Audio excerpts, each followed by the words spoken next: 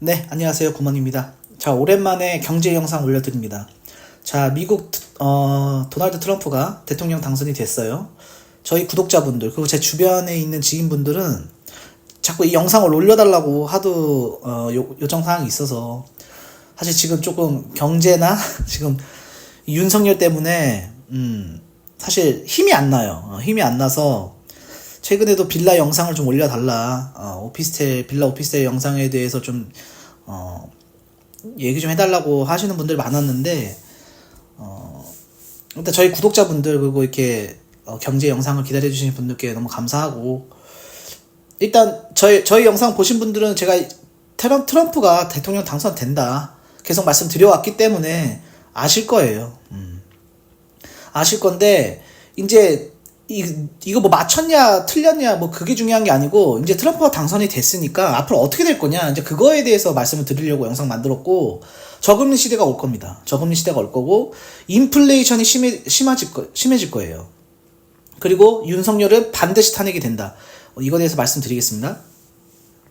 그래서 먼저 보면은 제가 지난 영상에서 벌써 3개월 전인가요? 이 트럼프가 대통령 되면 자산가격 문제 폭등한다, 초인플레이션 시대가 온다, 이런 영상 올려드렸고, 트럼프가 당선이 된다고 계속 말씀드렸어요. 금리에 대해서 말씀드리면서, 이건 제가 공부해서 찾아낸 거거든요. 그러니까 신빙성이 있습니다. 그리고 이제 지난 마지막 영상에서는 이제 9월달에 금리는 앞두고 1%를 내렸어야 돼요. 그래야 해리스가 당선이 되고 했었어야 되는데 0.5%를 내렸거든요. 근데 심지어 7월달 거를 얘기를 하면서 7월달에 0.25% 내렸어야 된다, 이렇게 말했어요, 파월이. 그러니까 0.25씩 지금 어제도 내렸는데 3번을 내린 겁니다. 저는 그거 보고 확신이 들었어요. 아, 트럼프가 되겠구나. 왜냐면 고금리에서 정권을 유지한 정권이 단 한 번도 없었습니다. 그렇기 때문에, 그러니까 대통령이 되려면, 대통령을 누굴 시키려면 이 악의 세력들, 일루미나티 애들은 금리로 조정을 한다. 그래서 트럼프 당선을 앞두고 0.25를 내렸다는 거는 트럼프가 당선이구나, 이렇게 확신이 들어서 영상 안 올렸습니다. 영상을 올리면은 좀 구차해진 것 같아서 그냥 기다렸어요. 트럼프가 당선된 이유는 경제와 금리입니다. 다른 이유가 없어요. 이것 때문에 당선이 된 겁니다. 뭐 해리스가 당선된다고 엄청 언론에서 떠들더라고요. 우리나라 언론들도 받아줬고. 완전 틀렸죠? 트럼프 압승했습니다. 압승. 그래서 보면은 이제 트럼프 당선이 됐으니까 앞으로 경제 상황이 어떻게 될 거냐. 이 트럼프가 대선 공약을 한 7가지 정도로 내놨는데, 그 중에서 3가지만 볼게요. 이게 다 인플레이션을 유발하는 정책이거든요. 그래서 그거에 대해서 오늘 말씀드리려고 준비했고, 첫 번째는 불법 이민자 추방, 두 번째는 소득세 인하, 세 번째는 관세 부과입니다. 근데 요걸로 지금 인플레이션 잡겠다고 공약을 내놨는데 이거 말이 안 되는 거예요. 그러니까 우리는 이제 트럼프가 됐으면 우리한테 어떤 이득이 될 거냐, 이제 그것만 생각하는 거예요. 근데 좋은 겁니다. 예. 왜냐면 자산 가격이 올라요. 대한민국 경제는 미국 경제에 따라가기 때문에 인플레이션이 유발이 되면 전세값, 집값 다 오릅니다. 우리는 그것만 보는 거예요. 자, 트럼프는 일단 저금리를 선호해요. 어제 FOMC 회의가 있었고, 파월이 또 기준금리 0.25% 인하해서 지금 4.75입니다. 기준금리가 4.75인데, 이 파월이 트럼프가 이제 쫓아낸다 그랬어요. 쫓아낸다 그랬는데 절대 안 쫓아냅니다. 쫓아낼 수도 없고. 근데 뭐 트럼프가 요구해도 안 물러나, 이렇게 지금 답변을 했는데, 아니 연준 의장 바꾸는 거 쉬워요. 옐런이 어떻게 물러났는지 보시면 돼요. 지금 재무장관이 어떻게 물러났는지. 그러니까 다른 장관 자리 주면 돼요. 근데 뭘 요구해도 안 물러나. 이 연준 의장이 좋은 자리가 아닙니다. 바지사장 자리이기 때문에 힘들어요. 연봉도 얼마 안 되고. 장관이 더 좋죠. 그러니까 장관 자리 주면 금방 내려와요. 그래서 트럼프가 이제 자기 사람 채울 수도 있고, 아니면 그냥 파월 냅둬도 됩니다. 파월은 자기 의지가 없어요. 그냥 시키는 대로 하는 거고, 기준금리는 3%까지 내려갈 겁니다. 왜냐면 트럼프는 저금리를 좋아해요. 부동산 업자, 개발업자이기 때문에 저금리를 좋아해요. 그래서 뭐 연준 압박하겠다, 압박 안 합니다. 안 해도 알아서 내려요. 그래서 이번에도 내렸잖아요. 어제 내렸는데 자, 연준이 9월 달에 0.5%로 인하했어요. 이거는 7월 달에 0.25로 인하했어야 된다. 근데 우리가 FOMC 회의 뒤에 실업률 지표가 나와서 못했다. 그래서 0.5% 인하했다. 이렇게 말했거든요. 그러니까 연준은 어제 11월에 0.25 내리고 12월에 또 있습니다. 12월에 또 내릴 거예요. 그래서 올해는 4.5%로 마감을 할 것 같은데 계속 내릴 거예요. 언제까지 내리냐면 3%대까지 내립니다. 왜냐면 지금 원래 중립금리가 2.5%였는데 조금 올랐어요. 3%로 올라서 3%까지 무난하게 내려갈 것 같다. 이렇게 말씀드리고, 왜냐면 트럼프가 금리 3% 발언을 했어요. 3%대까지 내려가야 된다. 왜냐면은 이 트럼프는요, 이제 2기 정권이니까 1기 정권 때 2017년도에서 2020년도까지 이제 1기 정책 할 때 금리가 올렸다 내렸어요. 그러니까 2.5에서 계속 동결시키다가 내렸거든요. 1%대로 또 내렸는데 갑자기 코로나 터져가지고 제로 금리로 확 내려갑니다. 그래서 트럼프 때도 중립 금리가 2.5%였기 때문에 그 이상 안 올렸다. 근데 지금 3%로 올라서 3%대까지 무난하게 내려갈 것 같고, 그 이후에 이제 제로금리대로 가냐? 그건 모르겠어요. 그건 모르겠지만 어떤 사건이 터지지 않는 이상 이렇게 제로금리대로 내려가기는 쉽지 않을 것 같은데, 중요한 거는 양적 완화를 하냐는 겁니다. 이 돈 풀기를 해야 자산 가격이 오르거든요.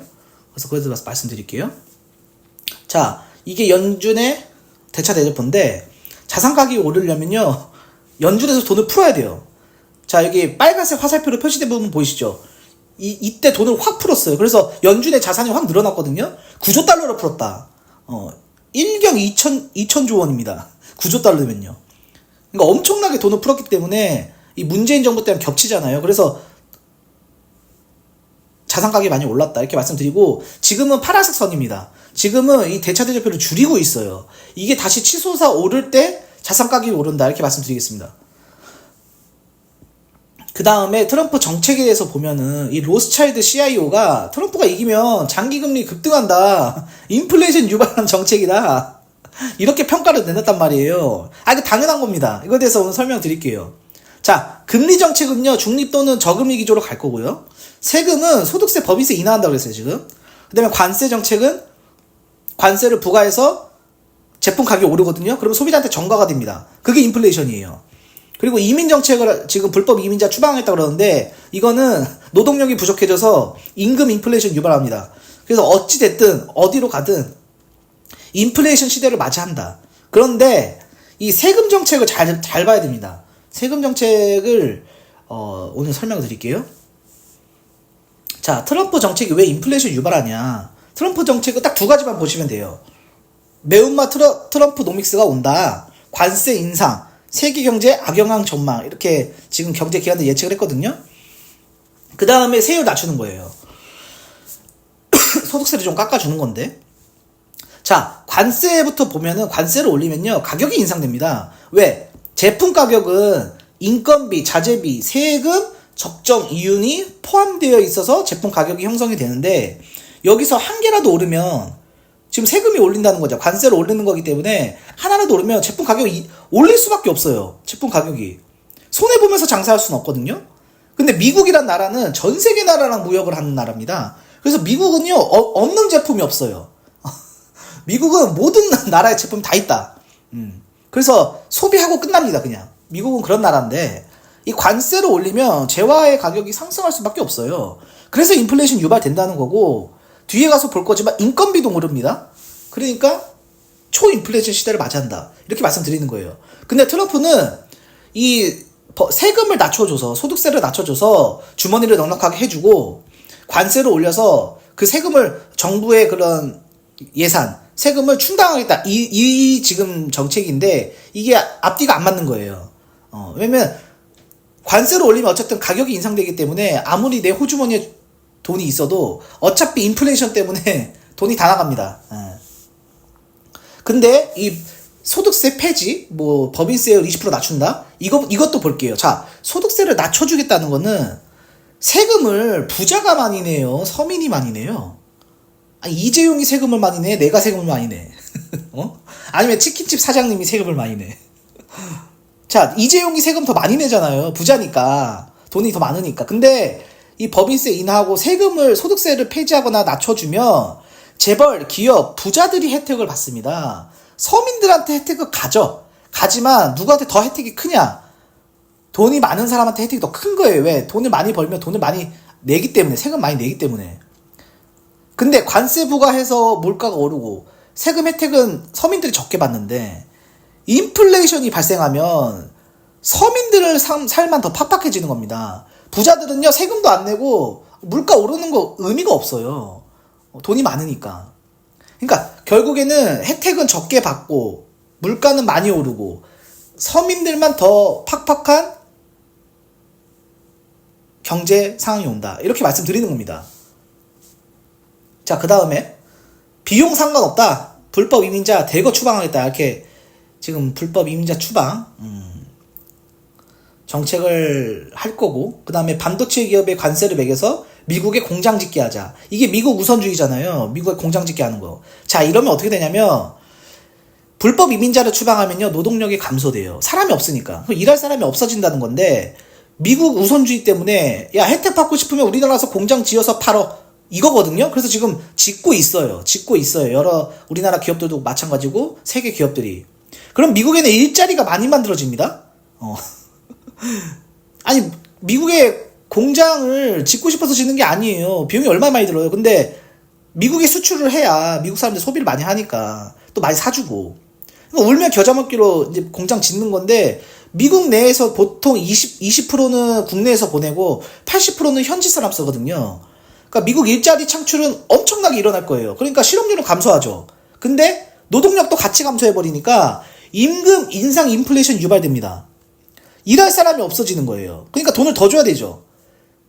그러니까 아까 앞에서 봤던 것처럼 관세 때문에 인플레이션이 오르는데, 제품 가격이 오르는데 임금 인상 인플레이션 때문에 가격이 또 오른다. 그러니까 초인플레이션 현상이 일어나는 겁니다. 근데 그걸 소득세를 깎아주는 걸로 무마하려고 그러는데, 혜택은 부자들이 받지, 기업들이 받지, 서민들이 받지 않는다. 혜택이 적다. 이렇게 말씀드리는 겁니다. 그래서 결론은 트럼프 임기 4년 동안 앞으로 심한 인플레이션 현상이 나타날 거예요. 근데 연준을 통제해서 중립금리, 저금리 시대가 올 겁니다. 그래서 이 재정정책으로 돈 풀기까지 하면은 자산가격 폭등이 일어날 것 같은데, 지금 전쟁도 아마 다 멈출 거예요. 전쟁도 해결할 거고, 지금 중동 지역, 그 다음에 러시아, 우크라이나 지역 다 트럼프가 해결할 것 같은데, 우리나라는 무조건 미국 경제 따라갈 수밖에 없어요.